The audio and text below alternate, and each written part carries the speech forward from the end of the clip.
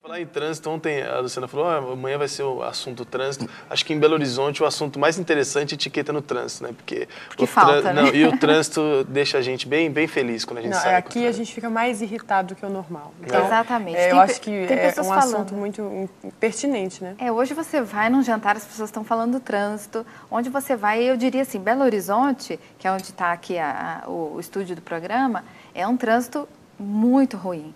Mas São Paulo é péssimo, Rio também está muito ruim. Acabou com o Maurício agora. Belo Horizonte é muito ruim, São Paulo é péssimo. Apesar de que Isso é falta de etiqueta, né? Gafe falar isso? Não. Sinceridade, né? Isso é verdade, né? Falei, né? Não. Janaína, mas até é controverso isso, a questão do trânsito de São Paulo. É muito...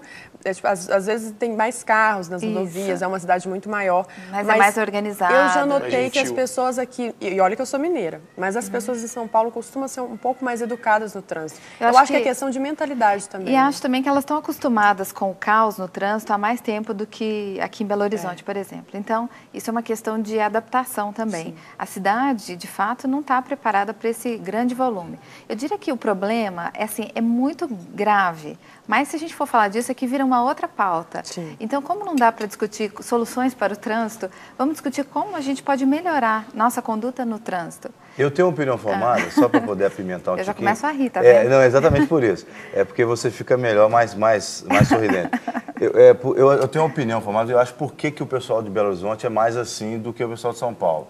É porque Belo Horizonte existe há 114, 115 anos por aí, e o pessoal começou a andar no trânsito com charrete e cavalo. Então tinha essa coisa do tratamento com o animal. Então o povo trata o outro assim, pensando que continua com o tratamento. Aí falando em tratamento animal, já vou pegar um item básico, que é a buzina. Muita gente não sabe, mas se você for estudar por que foi criada a buzina, foi no início, quando começaram os carros, as pessoas ainda conviviam entre carros e cavalos, carroças. Então usava a buzina para alertar o cavalo, olha, tá vindo um carro aí. No começo era assim. Claro que hoje em dia você vê muito cavalo ainda no trânsito. Tem muito. Mas a buzina passou a ter essa função, né? Mas agora eles muitas vezes estão ao volante. Não, é o contrário. Tem muito carro que tem, por exemplo, assim, 200 cavalos de potência e um burro na direção. Então, mas na verdade tem muita gente mal educada. Só que a buzina não é para você alertar as pessoas, olha, quero passar, olha...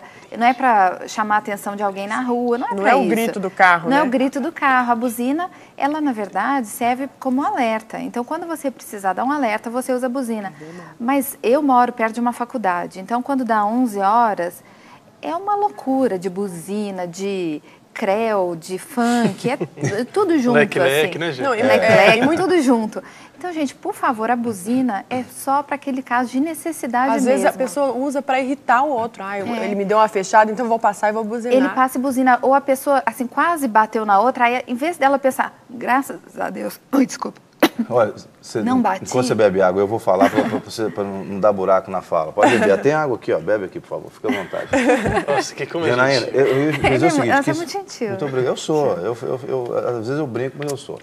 Eu acho que é uma questão cultural também, porque você falou aí da buzina é só um alerta. Você vai na Índia, não sei se você tem a oportunidade de ir na Índia. Eu fui em Mumbai, Nova Mumbai. Não existe aquele lugar no trânsito.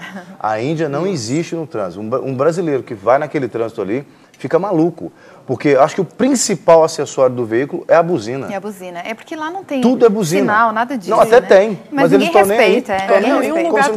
Um lugar também que o trânsito eu achei pior do que de São Paulo e Belo Horizonte junto é Istambul, na Turquia. Não sei se você já ouviu falar. Que lá as pessoas são muito agressivas no trânsito. Não só a buzina, mas eles brigam e tem muita batida lá. As laterais dos carros são todas amassadas. Eu tive um tempo nas ruas de Belo Horizonte dirigindo uma matéria junto com a produção sobre de tudo um pouco no trânsito, né? A gente viu os problemas no trânsito, a gente viu realmente a falta de estrutura da cidade de Belo Horizonte para conseguir dar conta de tantos carros. Mas uma das coisas que eu mais percebi, Janaína, é realmente a falta de gentileza, a falta de educação. Porque, por exemplo, no trânsito de São Paulo, não estou dizendo que é 100% de educados, não, pelo contrário, tem muita gente mal educada também. Mas é um trânsito caótico, é um trânsito que tem os seus horários de pico, que todo mundo já sabe quais são as avenidas que vão travar, que aquilo já é britânico, é praticamente britânico. É impressionante, você sai de casa às 5 horas da manhã, você sai às 5h14 e você está no trânsito. Engarrafamento britânico eu nunca vi, não. Sim, São é britânico. São Paulo é engarrafamento britânico. É tão elegante que lá eles são pontuais. Se você sai 2 ou 3 minutos antes ou depois, você fica preso. É impressionante. Só que o pessoal aprendeu a gentileza, principalmente da passagem. O pedestre começou a ter muita vez de você realmente ver um pedestre onde não tem o semáforo para o pedestre parar e ele passar. Eu até fico pensando que eu acho que falta um pouco dessa cultura de gentileza mesmo. Da passagem também, que lá todo mundo dá. Porque parece que a pessoa ela tem duas personalidades. Parece que ela entra no carro, ela pega a capa do mal. Não, você está falando de duas personalidades. Tem aquele desenho da Disney, do Pateta, Exato. do senhor pedestre e o senhor motorista. Quem quiser, joga agora no YouTube e vai poder ver esse vídeo que eu estou falando. É um desenho clássico do Walt Disney da década de 60, que ele mostrava o Pateta, que era um pacato cidadão. Quando ele estava como pedestre, ele era calmo, gentil. E quando ele entrava no carro, ele se transformava no senhor motorista. Então, ele ficava furioso, cometendo barbáries no trânsito. E, na verdade, o que a gente vê é isso. O carro, ele virou meio que um escudo para a pessoa, então ela até, às vezes, assume uma outra personalidade. Instrumento de poder, inclusive. Instrumento de poder. É muito importante que as pessoas lembrem-se, assim, primeiro, pedestre é prioridade máxima. É claro que o pedestre deveria respeitar a faixa, deveria. Muitos atravessam no meio de uma avenida, correm um risco. Eu vindo para cá, passando no anel, né, rodoviário, eu vi um pedestre atravessando o meio do anel. Quer dizer, é uma coisa, ele está pedindo... E muitas vezes debaixo da passarela, viu? Debaixo da passarela. Então, ele está pedindo para alguma coisa acontecer. Mas vamos lá, o motorista, ele tem que tomar cuidado e sempre privilegiar o pedestre. Claro. Em qualquer situação, como num país desenvolvido, o pedestre pisou no chão, os carros param. Eu diria que não só o pedestre, mas o outro carro também. Mas é muito difícil, né? Parece que há realmente uma força diferente, que quando você está ali no trânsito, você fica diferente, porque o camarada dá seta para entrar na sua frente, ou você dá seta para entrar na frente dele, parece que o pé do cara acelera mais, ao invés de frear. As pessoas ficam competindo, assim, como se aquilo fosse aqueles 15 minutos, 5 minutos fossem fazer diferença na sua vida. Você tem 24 horas no dia. Custa tirar um pouquinho do tempo para dar uma passagem, custa tirar um pouquinho do tempo para esperar uma pessoa que está saindo de uma garagem. As pessoas não querem esperar o outro sair da garagem, não querem esperar uma pessoa manobrar. Se a pessoa, às vezes, está manobrando para entrar numa vaga, as pessoas começam a buzinar, deixando ela enlouquecida. Às vezes a pessoa não consegue nem manobrar, porque os outros estão buzinando, porque ela está atrapalhando o trânsito. Ora, ela vai atrapalhar o trânsito para poder fazer a manobra. Então, é muito importante. Não tem paciência. Eu acho que, assim, uma dica legal para quem está em casa, que isso é uma questão de hábito. E hábito se cultiva, se muda.